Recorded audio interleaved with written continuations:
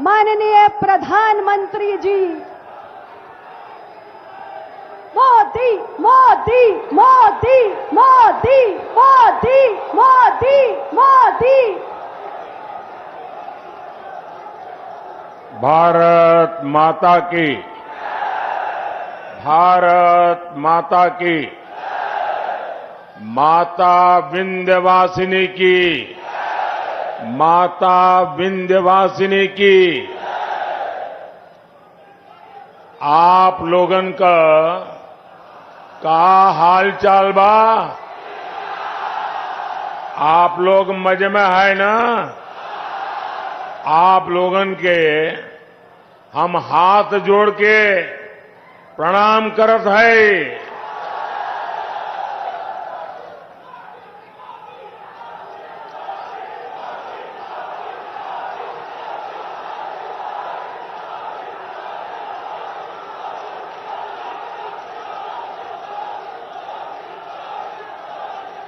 जय श्री राम। मां विंध्यवासिनी, माता बड़ी शीतला, मां अष्टभुजा और काली खो माता की पुण्य भूमि को मेरा शत शत प्रणाम।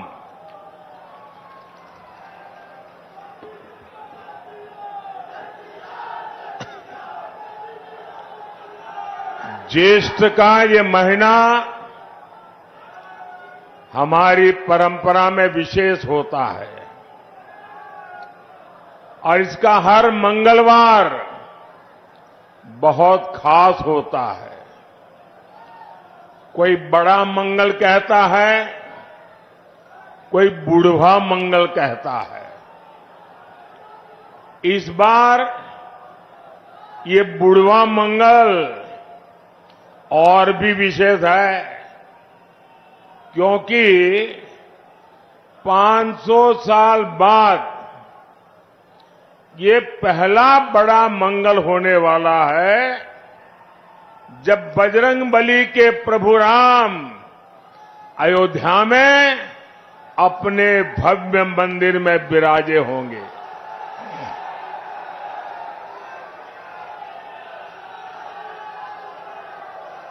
और ये इतनी बड़ी खुशी है, इतनी बड़ी खुशी है कि शायद हम सबसे ज्यादा बजरंगबली खुश होते होंगे। भाई बहन, जरा मेरे एक सवाल का जवाब देंगे आप? मेरे एक सवाल का जवाब देंगे आप लोग? आपकी आवाज नहीं आ रही है। मेरे एक सवाल का जवाब देंगे?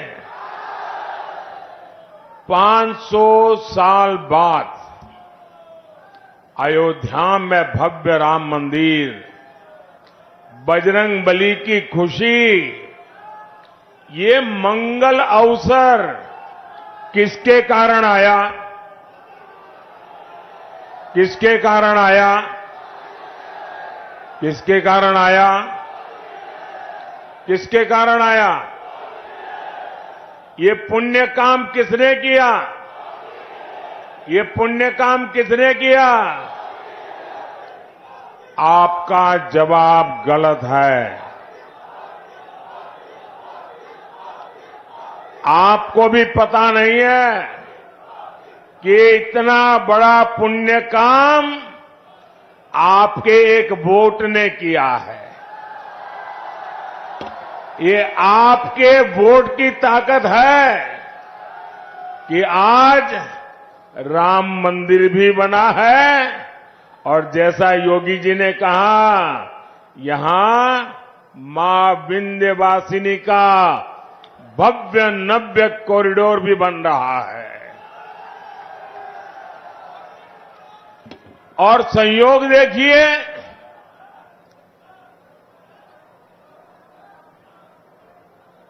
4 जून को भी बड़ा मंगल है। ये जो कुछ नौजवान चित्र लेकर के आए हैं, वो हमारे साथी कलेक्ट कर लेंगे। आपका प्यार मुझ तक पहुंच जाएगा। उधर भी 2 लोग हैं, जरा ले लीजिए भाई।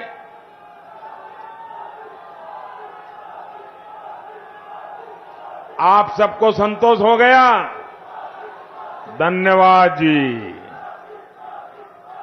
साथियों, 4 जून को बड़ा मंगल के दिन फिर एक बार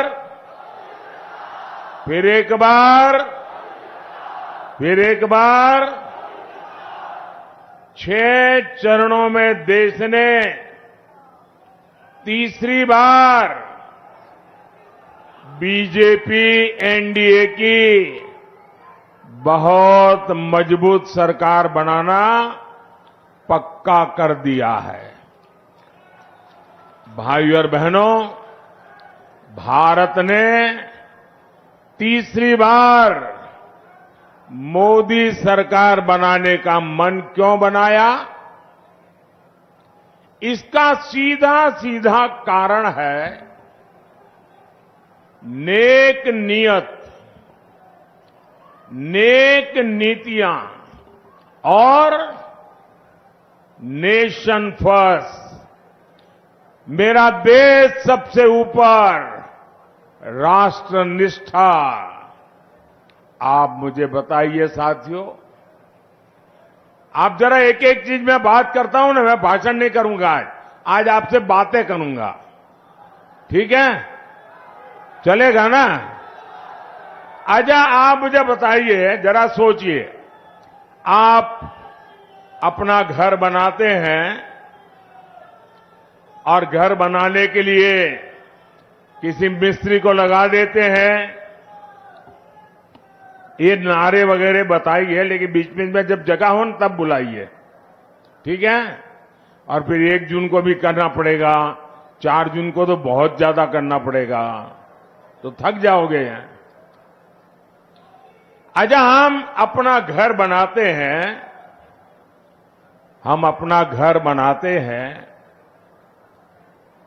और एक मिस्त्री या किसी काम करने वालों को तय करते हैं। क्या कभी कोई सामान्य मानवी भी अपना घर बनाने के लिए जो मिस्त्री रख लें, 1 महीने के लिए ये मिस्त्री काम करेगा, दूसरे महीने दूसरा मिस्त्री आएगा, तीसरे महीने तीसरा मिस्त्री आएगा, चौथे महीने चौथा मिस्त्री आएगा, तो घर बनेगा क्या? घर बनेगा क्या? जो घर बनेगा वो रहने लायक बनेगा क्या? आंखों को अच्छा लगे ऐसा बनेगा क्या? वो घर किसी को दिखाने लायक बनेगा क्या? सामान्य मानवी को भी मालूम है, एक छोटा सा घर भी बनाना है तो बार बार मिस्त्री नहीं बदलते भाई। अब ये सपा कांग्रेस इंडी गठबंधन ये कह रहा है कि 5 साल में 5 प्रधानमंत्री। अब बताइए भाई, ये 5 साल में 5 प्रधानमंत्री कोई रखता है क्या? अरे कोई मिस्त्री नहीं रखता तो ये प्रधानमंत्री क्या? अब ये क्योंकि उनको बांट के खाना है, वो कहते हैं 5 साल में 5 प्रधानमंत्री। अब बताइए, जहां प्रधानमंत्री अपनी कुर्सी बचाने में ही लगा रहेगा तो वो क्या देश को मजबूत बना सकता है क्या? इसलिए देश ने तय किया कि मजबूत देश के लिए प्रधानमंत्री भी मजबूत होना चाहिए। होना चाहिए कि नहीं होना चाहिए? तभी एनडीए को इतना भारी जनादेश मिल रहा है। समाजवादी पार्टी पर अपना वोट कोई बर्बाद नहीं करना चाहता। मुझे बताइए भैया, हम लोग हमारे उत्तर प्रदेश के लोग राजनीति को समझने में बड़े माहिर है। यहां तो गांव का बच्चा भी राजनीति समझ जाता है। कोई समझदार कभी भी, अब मान लीजिए कोई कंपनी डूब रही है तो उस कंपनी का शेयर कोई खरीदेगा क्या? आप बताइए ना, खरीदेगा क्या? 10 रुपए का शेयर भी खरीदेगा क्या? जो डूबता है उसमें कोई पैसा डालेगा क्या? जो डूब रहे हैं उसको कोई वोट देगा क्या? देगा क्या? पता ही है कि इनका डूबना तय है, तो कौन वोट डालने की गलती करेगा भाई? सामान्य मानवी वोट उसी को डालेगा जिसकी सरकार बनना तय है। आप बताइए, आप मिर्जापुर में चौराहे पर जाके खड़े रहिए, किसी भी 100 लोगों को पूछिए कि मैं बताओ भाई किसकी सरकार बनेगी, 90 लोग क्या बोलेंगे? बताइए, क्या बोलेंगे? तो फिर वोट उसको ही देना चाहिए, नहीं देना चाहिए? उसको ही देना चाहिए, नहीं देना चाहिए? वोट बर्बाद करना चाहिए क्या? भाइयों और बहनों, इंडी गठबंधन वालों को देश अच्छी तरह जान गया है। ये लोग गौर सांप्रदायिक हैं, ये लोग गौर जातिवादी है, ये लोग गौर परिवारवादी है। जब भी इनकी सरकार बनती है तो इसके आधार पर ही फैसला लेते हैं। अभी देखिए, यहां पर चुनाव हुए, हमारे यादव समाज में इतने होनहार लोग हैं, इतने होनहार लोग हैं, लेकिन उन्होंने अपने परिवार के लोगों को ही टिकट दिया, बाहर के एक भी को नहीं दिया। साथियों, इतने दशकों तक देश ने बम धमाके झेले हैं, आतंकवाद ने सैकड़ों जीवन तबाह किए हैं, और हमारे सपा वाले क्या करते थे? कानून व्यवस्था और समाजवादी पार्टी का 36 का आंकड़ा है। जो आतंकी पकड़े जाते थे उनको भी ये सपा वाले छोड़ देते थे। जो पुलिस अफसर इसमें आनाकानी करता था, सपा सरकार पुलिस वाले को सस्पेंड कर देती थी कि तुमने आतंकवादी को पकड़ा, क्यों, घर जाओ। साथियों, मिर्जापुर को तो इन्होंने बदनाम करके रखा था। इन्होंने पूरे यूपी को, पूर्वांचल को माफिया का सुरक्षित ठिकाना बना दिया था। जीवन हो या जमीन, कब छीन जाए कोई नहीं जानता था। और सपा सरकार में माफिया को भी वोट बैंक के हिसाब से देखा जाता था। अब ऐसा नहीं है। अब हां, हमारे योगी जी और उनकी पूरी सरकार मेरा जो स्वच्छता अभियान है ना, उसको बड़ी बहादुरी से आगे बढ़ा रहे हैं। यहां पर यहां बराबर सफाई चली है। सपा सरकार में पहले जनता थर-थर कांपती थी, अब भाजपा सरकार में माफिया थर-थर कांप रहा है।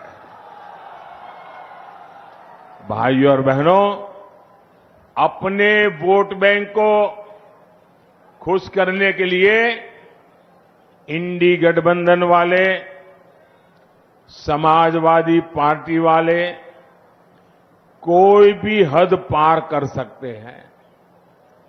अब तो इनके निशाने पर हमारे देश का पवित्र संविधान भी अब इनके निशाने पर है। ये दलित, पिछड़ों, आदिवासियों के हक लूटना चाहते हैं। हमारा संविधान साफ साफ कहता है कि धर्म के आधार पर आरक्षण हो ही नहीं सकता। इनके इरादे कितने खतरनाक हैं, इससे जुड़ा एक नया खुलासा मैं आज कर रहा हूं। 2012 में उत्तर प्रदेश विधानसभा चुनाव के समय जनवरी महीने में सपा ने अपना घोषणा पत्र जारी किया था। 2012 तब सपा ने अपने घोषणा पत्र में कहा था, जैसे दलितों को, पिछड़ों को आरक्षण मिला है, वैसे ही मुसलमानों को आरक्षण दिया जाएगा। ये सपा ने 2012 के घोषणा पत्र में कहा था। सपा ने डंके की चोट पर कहा था कि वो इसके लिए संविधान तक बदल देगी। इसके बाद आप नीचे रखो भैया, पीछे परेशान हो रहे हैं। पहले आप अपने बेटे को कंधे पे बिठाए रखा, लोग परेशान हुए। अब आप दूसरे का चित्र उठा के ले आए, फिर लोगों को परेशान कर रहे हैं। इसके बाद 2014 के लोकसभा चुनाव में सपा ने फिर अपना घोषणा पत्र जारी किया। इसमें फिर सपा ने मुसलमानों को आरक्षण देने का ऐलान किया। देखिए इनकी आदत। और इतना ही नहीं, सपा ने घोषणा की थी कि पुलिस और पीएससी में भी 15% आरक्षण मुसलमानों को दिया जाएगा। आप कल्पना कर सकते हैं, ये लोग अपने वोट बैंक को खुश करने के लिए किस तरह एससी, एसटी, ओबीसी का हक छीनने पर तुले हुए थे। भाइयों बहनों, मैं भी आप में से कईयों की तरह अति पिछड़े समाज से निकल करके यहां पहुंचा हूं। मुझे उनकी पीड़ा मालूम है। पिछड़ों ने कैसी जिंदगी जी है वो मुझे मालूम है। उसको भी ये लूटना चाहते हैं। सरकार में आने के बाद इन्होंने अपनी मनमानी भी की, लेकिन मामला तब से सुप्रीम कोर्ट में फंसा हुआ है। बावजूद इसके ये पिछले दरवाजे से ओबीसी का हक, अति पिछड़ों का हक मुसलमान को देते रहे हैं। लेकिन बार बार कभी हाई कोर्ट, कभी सुप्रीम कोर्ट इसको रोक लगाती है, गंभीर सवाल पूछती है, मामले लटके रहते हैं। अब इसलिए इन्होंने क्या सोचा है कि अब इंडी वालों ने तय किया है कि मुसलमानों को आरक्षण देने के लिए एससी, एसटी, ओबीसी, अति पिछड़ों का आरक्षण छीनने के लिए अब वो आखिरी उपाय खोज लिया है। और वो आखिरी उपाय है उनका संविधान में बदल लाना, संविधान में लिख देना। वो कहते हैं कि संविधान में लिखेंगे मुसलमानों को आरक्षण दिया जाएगा। और इसलिए ये लोग संविधान बदलना चाहते हैं। ये कोर्ट कचहरी के झंझट को एक बार में ही खत्म करना चाहते हैं। मैं आपसे पूछना चाहता हूं मेरे भाई बहन, क्या आप ये होने देंगे? क्या आपका हक जाने देंगे? क्या वोट बैंक के आधार पर हक छीना जाएगा? क्या बाबा साहब आंबेडकर की पीठ में छुरा भोंकने देंगे? क्या क्या संविधान का अपमान होने देंगे क्या? क्या संविधान की हत्या करने देंगे क्या? साथियों, सपा कांग्रेस के लोग वोट बैंक को समर्पित है, वहीं मोदी गरीब, दलित, पिछड़ों के हितों के लिए समर्पित है। मोदी 5 साल तक मुफ्त अनाज दे रहा है। मोदी 5 लाख रुपए तक मुफ्त इलाज दे रहा है। अब तो मोदी की गारंटी है, जितने भी परिवार हैं, मोदी हर परिवार के बुजुर्ग को मुफ्त इलाज कराएगा। साथियों, पीएम किसान सम्मान निधि से मिर्जापुर के किसानों के खाते में करीब 1,000 करोड़ रुपए पहुंचे हैं। मोदी ने 4 करोड़ पक्के घर बनाकर दे दिए। 3 करोड़ पक्के घर गरीबों को और मिलने वाले हैं। ये एक एक घर लाखों रुपये का है, जो माता बहन के नाम पर मिल रहा है। साथियों, आप बिजली से कमाई कर सके, मोदी इसके लिए भी रास्ता बना रहा है। पहला तो आपका बिजली बिल 0, आपका बिजली बिल 0। इतना ही नहीं, आपके पास जो अतिरिक्त बिजली होगी वो सरकार खरीदेगी, बिजली के बदले में पैसे देगी और आपको बिजली से कमाई होगी।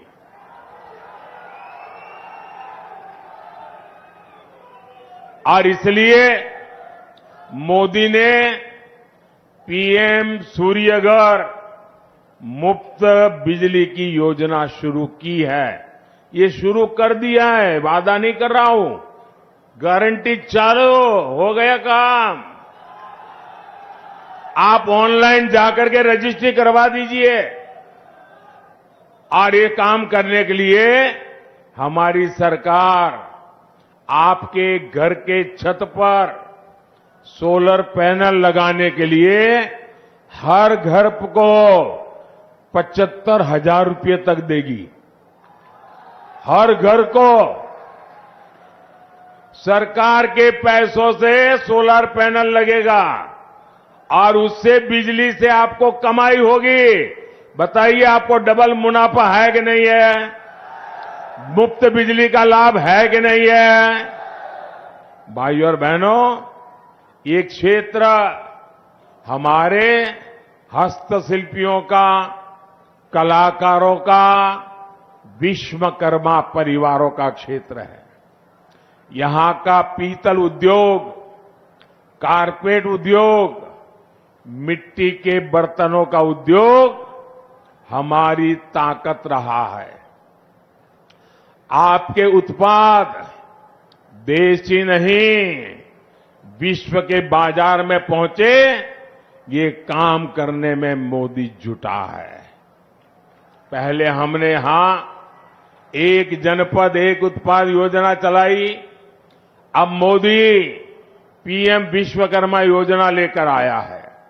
इस योजना के तहत विश्वकर्मा साथियों को ट्रेनिंग सरकार दे रही है, आधुनिक औजारों के लिए पैसा दे रही है और बैंक से लाखों रुपयों की सीधी मदद भी पहुंचा रही है। और ये मोदी की गारंटी है, उसको पैसा मिले। इससे हर प्रकार के बर्तन, खिलौने बनाने वाले साथियों को लाभ होगा। कुछ साल पहले तक भारत विदेशों से खिलौने आयात करता था। मैंने देश के खिलौने उद्योग को प्रोत्साहन दिया, उनका हाथ पकड़ा। आज भारत के खिलौने पूरी दुनिया में पहुंच रहे हैं। इसलिए मिर्जापुर के खिलौना बनाने वाले साथियों के लिए भी अवसर ही अवसर है। भाइयों और बहनों, मिर्जापुर और रॉबर्ट्सगंज नारी सशक्तिकरण के मॉडल बनकर उभरे हैं। बहन अनुप्रिया तो मेरे मंत्रिमंडल की एक मजबूत साथी है और इस बार तो बहन रिंकी कौल ने भी इतिहास बनाया है। अगर मैं गलत नहीं हूं तो ये रॉबर्ट्सगंज से पहली महिला उम्मीदवार है। और देखिए मेरा नाता कैसा है। मैं बचपन में कप प्लेट धोते धोते बड़ा हुआ हूं, चाय पिलाते पिलाते बड़ा हुआ हूं। और आपने देखा होगा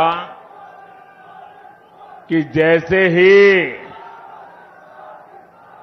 जैसे ही विजय का सूरज उगता है तो कमल भी खिलता है और उसी समय कप प्लेट की भी याद आती है, चाय की चुस्की लेने का मन करता है।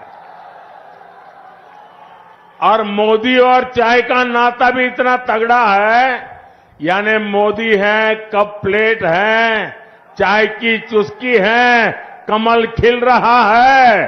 देखिए चारों तरफ जय जयकार है। इसलिए आपका एक एक वोट नारी शक्ति को सशक्त करने के लिए पड़ना चाहिए। यहां दद्दी में भी उपचुनाव हो रहा है। वहां से हमारे साथी भाई श्रवण गौड़ जी को भी भारी मतों से कमल के निशान पर बटन दबा करके विजयी बनाना है। और आपको याद रखना होगा, जहां दो निशान है वहां दो अलग अलग निशान होंगे। एक जगह पे ऊपर कप प्लेट होगी, वहीं कमल भी होगा इनका। तो आपको ये ध्यान रख करके वोट करना है। याद रखिएगा, आप सिर्फ एमपी नहीं चुन रहे हैं, आप पीएम भी चुन रहे हैं। और इसलिए ज्यादा से ज्यादा मतदान कराएंगे, ज्यादा से ज्यादा मतदान कराएंगे। मैं आपको पूछ रहा हूं, मेरी आवाज सुनाई दे रही है? आप ज्यादा से ज्यादा मतदान कराएंगे? हाथ ऊपर करके बताइए, ज्यादा से ज्यादा मतदान कराएंगे? हर पोलिंग बूथ में विजयी होके आएंगे, घर घर जाएंगे, मतदान के पुराने सारे रिकॉर्ड तोड़ेंगे। अच्छा, मेरा एक काम करोगे? ये मेरा पर्सनल काम है, करोगे? देखिए गांव गांव, हमारे यहां हर गांव में ग्राम मंदिर होते हैं, पवित्र मंदिर होते हैं। आप सब वहां जाना और मोदी की तरफ से वहां मत्था टेकना और परमात्मा से आशीर्वाद मांगना। मोदी के लिए नहीं, मोदी के परिवार के लिए नहीं, 140 करोड़ देशवासियों के लिए विकसित भारत बनाने के लिए आशीर्वाद मांगना। मांगेंगे?